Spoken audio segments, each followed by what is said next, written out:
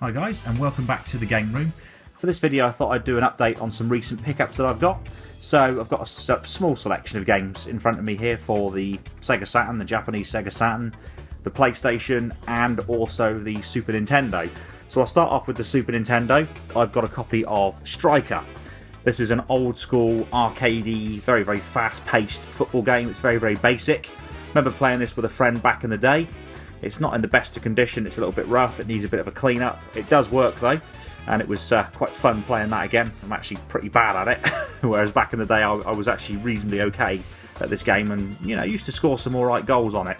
Yeah, so Striker for the Super Nintendo. Also picked up Street Fighter 2 Turbo. That light's going to kind of reflect off the label a little bit. Yeah, so Street Fighter 2 Turbo. I've got the original, which you probably saw in a previous video that I did about my collection. I've picked this one up because I really like the turbo mode, the fact that it's faster paced, it makes the game a little bit more exciting, but it does also add to the difficulty a little bit more because CPU will pull off some pretty fast moves. It's very difficult to either block them or counter them, so it's great fun though. I really loved this back in the day, so I had to pick this up as well. Also picked up Super Mario World. Now most people know about this game, most of you guys that have played Super Nintendo will know all about this. Some of you will have also probably got this packed in with the Super Nintendo when you bought it. It's an awesome platforming game. It's basically Super Mario Bros. 4, essentially, so yeah, it's a really cool game. It's one that I remember playing probably at my cousin's house when I was about 10 years old and really enjoyed playing this. So yeah, Super Mario World. And lastly, FIFA 97 on the Super Nintendo, obviously. Almost lost track then.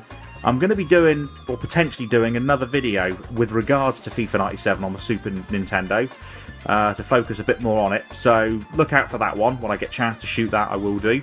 Yeah, just to go in a bit more depth about FIFA 97. For the Sony PlayStation, I picked up a copy of Circuit Breakers. This is just a cool, almost Micro Machine style kind of racing game. I remember playing a demo of it on a demo disc back in the day and thinking it was pretty cool, so I thought why not pick this up for the PlayStation and give it a go. It's not a bad little game.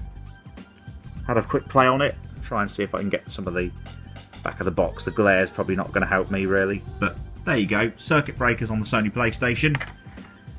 And, well, anybody that knows anything about the PlayStation is going to know what I've got on my hands here, and they're also going to know that this game is not exactly the most common PAL PlayStation launch that you're going to come across, or release I should say, that you're going to come across, and that is Cooler World. And in fact I'm quite excited to have this in my collection because of the fact that it's quite rare.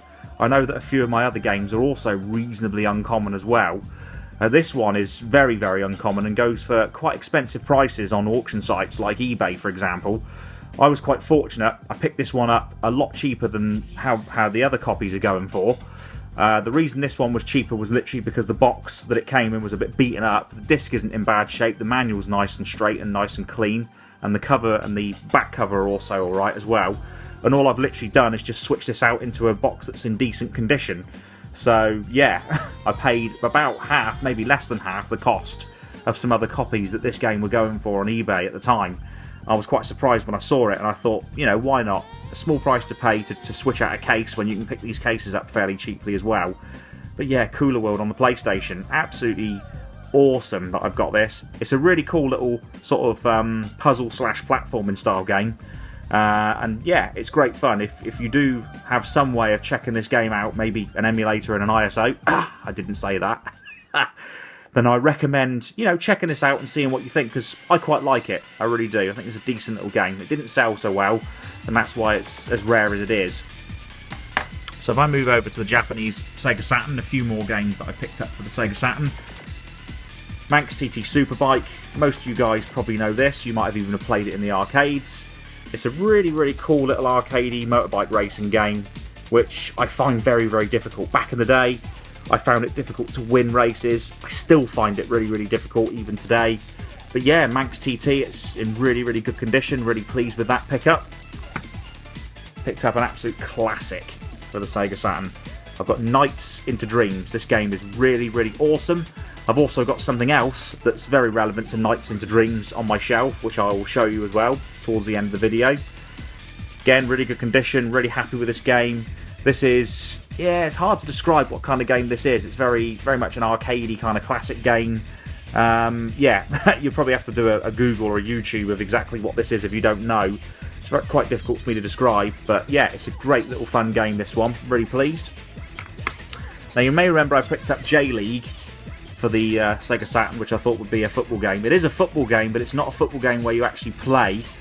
This is Victory Goal Worldwide, which in Europe we know as Sega Worldwide Soccer. This is a really cool football game. Obviously, unfortunately, the graphics are heavily pixelated, and it's even with my scaler, it still looks a bit rough and it's hard to see what's going on. But, you know, I thought I'd pick up a Saturn football game. I remember this from back in the day, the Worldwide Soccer 97 version of this. It's a decent game, so yeah, happy to have that in my collection as well. Okay, and the other thing, the last thing that I've picked up recently, for the retro system that is, that's relevant to Nights into Dreams, is the Sega Saturn 3D control pad. Basically, it's a redesign of the original controller. You've got the triggers on the back here, a bit like the Dreamcast, and you've got this sort of circular analog control, I presume. Hard to say what it is. It's basically just a ginormous analog stick, which is pretty cool. D-pad, and you've got a selector switch to select between using the analog or using the D-pad. Some of the games I've got already do actually support it and use it. Others, it doesn't work so well because you're basically controlling a digital game, a bit like Sega Rally, for example. And this is just literally the steering just snaps left and right like that with this. It isn't progressive, so if you move the stick a little bit, it moves a little bit.